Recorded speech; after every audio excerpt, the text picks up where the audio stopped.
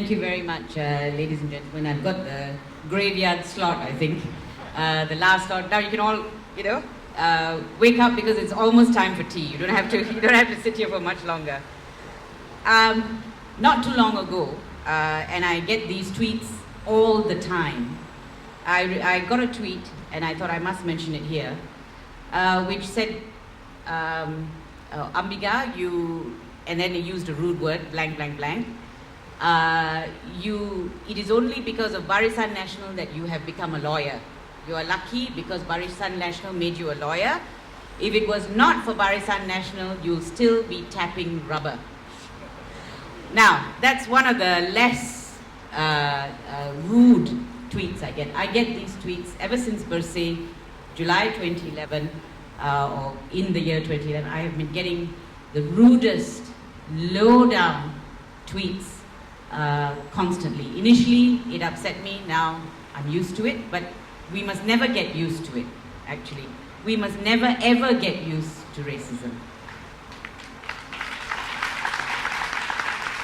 And I thought to myself, what is it about, well, these are cyber troopers, so maybe they're being paid a lot of money to do this. But what is it that goes on in a person's mind or their psyche that makes them think that it's okay to make these comments? Now, I remember not too long ago, a young Indian girl, I cannot remember her name, was killed in the bomb blast in Bombay. I don't know if you recall that. Well, who is it that comes out and gives condolences for her and her family? Sami Velu. Not the Malaysian government, not the Prime Minister, it was Sami Velu. Because she was an Indian, so an Indian leader had to say something.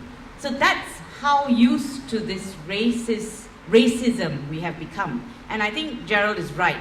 A lot of it can be attributed to race-based parties in Malaysia. Initially, it started well, post-Merdeka, it worked well.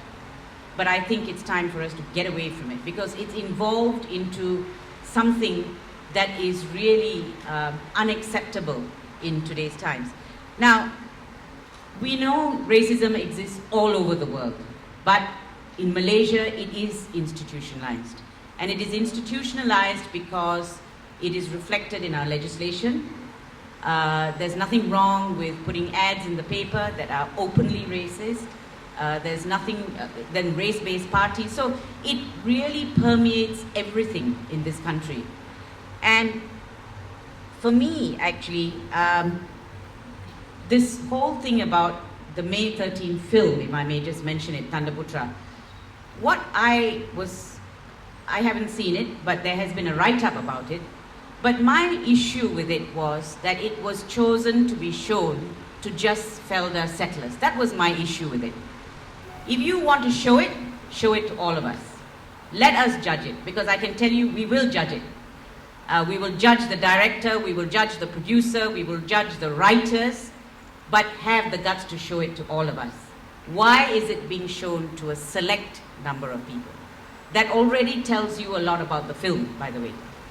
Now, the other issue I wanted to raise was these statements by parties who called for the burning of the Bible, for example. Now, that was outrageous. And the same people keep making these outrageous statements. It's as if the political parties have outsourced their racism to someone else.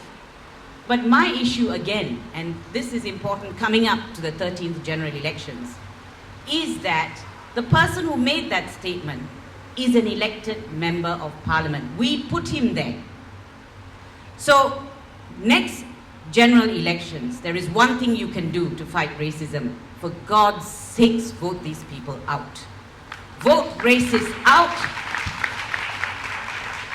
Vote sexists out. Can you remember how many of our members of parliament stood up and made the most sexist comments? And I think women should take this, the cudgels up on this and say, we do not want sexist MPs in our midst anymore. We vote them out. We have the ability to do that. So in the next general elections, these are the things that you have to have in mind. And I agree that all political parties have to give us a clear picture of or their policy about these issues. Now, one of my pet hates actually is the BTN. And frankly, if you want to know where these tweets are coming from, how is it people think in these ways? It's because there have been years and years of indoctrination that has been going on, the brainwashing of so many of our students. Let me read you something from very recently. Many people have come up and have actually started telling us what BTN was doing to them. And frankly, this has been going on for so many years, even I was unsuspecting. I don't know how many of you realized that this was going on. But this is what he said. And this was a young Malay JPA scholar. And he said, on the last day, we all assembled just outside the main hall with our belongings. The final speech was given to all of us. Suddenly, only Malay students were requested to assemble in the surau. We were all surprised. Then it all started. They gave us a piece of paper, which I think contained the song Warisan. You know about that song.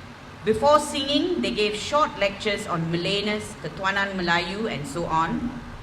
They said other races were not welcome in Malaysia, and we must protect our country before we, Malays, became slaves or humber in our own country. I was surprised that they were like this. The worst part was these hate speeches were delivered in a surah. And then there's more. There's plenty. You can find many articles about BTN. Luckily, people are coming out, people who realize that this is not right, are coming out to say their piece, to expose this for what it is. So, and I honestly don't know how, and it's perhaps because the parents don't really know, how parents can allow their children to be subject to this kind of brainwashing.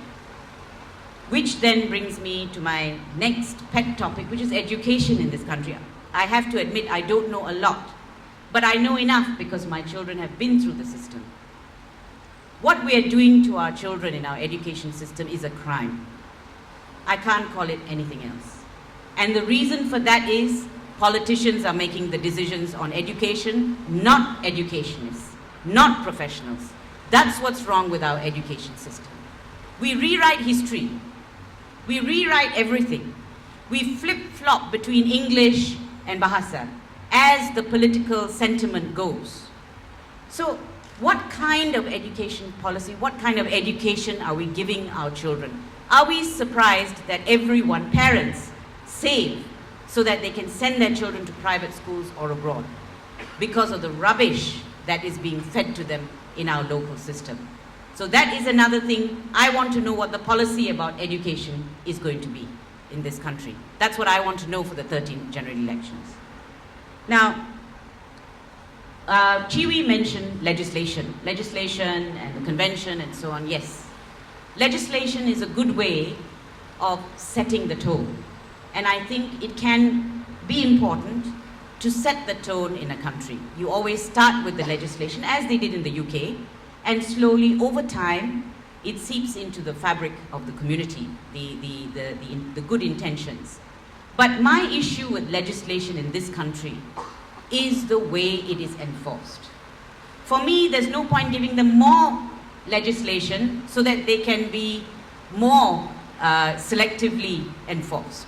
I'm not interested in selective enforcement. We already have the Sedition Act, which, by the way, we are against. I'm against, and I think members of the bar are against. But there is already a provision for inciting racial hatred, something along those lines. I don't know the exact wording, but where is that being used? When all these people take the steps that they do, clearly racist, but nothing happens under the Sedition Act. But Karpal Singh gets charged for something which is really, it shouldn't even be happening in this day and age. So my issue is this: no matter how much legislation you bring in, if the system of enforcement is going to remain the way that it is now, it's no use. We need to trust enforcers. We need to trust the courts. We need to trust those who are investigating. Do we have that now? Look at the Sugumar case. What is going on? What is going on? They can't even get a second autopsy over someone who died, I think, 3 weeks ago. It's already 3 weeks. What happens? Cabinet comes on and says, oh, we want to see the report. You want to see the report? Well, then give them permission to have the second autopsy done. But what's happening behind the scenes? Who is it who's calling the shots? Who's more powerful? Our politicians, our Prime Minister, or the police? I don't know. We can't get the IPMC on the table, although the Prime Minister ordered the Royal Commission and they recommended IPCMC, but we couldn't get it to happen. So who is powerful here? Who's behind the scenes calling the shots? So these are all the reasons why I'm not confident, if you bring in a legislation on racism, that it will be used fairly and equitably. That's my issue with it. Now,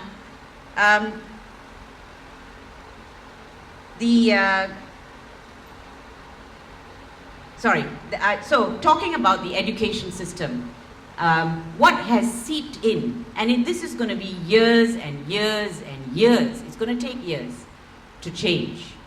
But ultimately, for me, what is lacking is leadership. Our leadership allows racism. Our leadership is silent on it. If they came out and said, this is unacceptable, that is unacceptable, and if they showed it in their own personal conduct, it would make a difference. Why is it carrying on? Why is Utusan, for example, allowed to carry on the way that they are?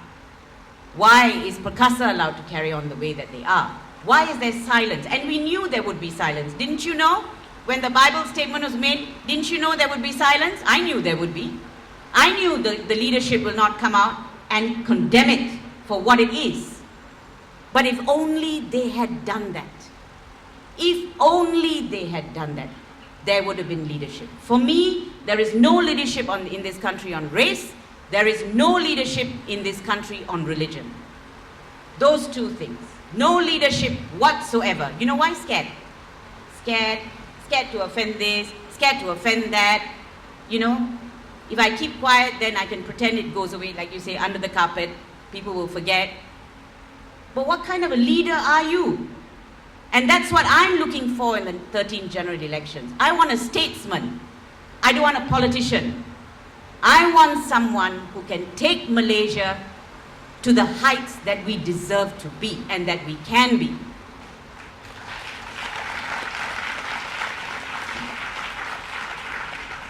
And why do I have hope?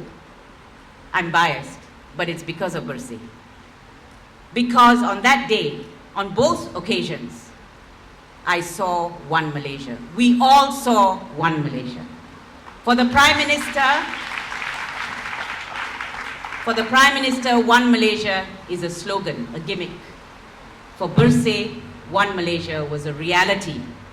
And if you read the stories of the ordinary Malaysians who came out that day and who helped each other, you've read those stories? How they all helped each other regardless of race. You've also heard the stories about how they came out and sang the Negaraku and they felt for the first time that they were truly Malaysian. This is what we want. This is what ordinary Malaysians want. And if that is what we want, we have to make it happen. And we can make it happen. I have hope, not because of our politicians. I have hope because of ordinary Malaysians. Because of the overwhelming change in the way that we think. Now the divine put in our hands the most powerful weapon of all to overcome abuse, to overcome all these things, and that is information. Because of the internet, because of the information that we have, the playing field is level. That means the government does not have a monopoly over information, and it bugs them, by the way. They don't have a monopoly over information. I've stopped buying the New Straits Times. I don't. People tell me what's in it, actually. My friends who buy it say, actually, they start from the back page, obituaries and backwards. they don't read the front page. That's how little credibility these newspapers have. And they will suffer for it. I'm afraid that's the way it is. Because ultimately, people get fed up. Bersih was about people being completely fed up with the things that were happening in this country. And that's why I have hope. I have hope because of what I saw in Bersih. I have hope, as I say, because of you. Thank you.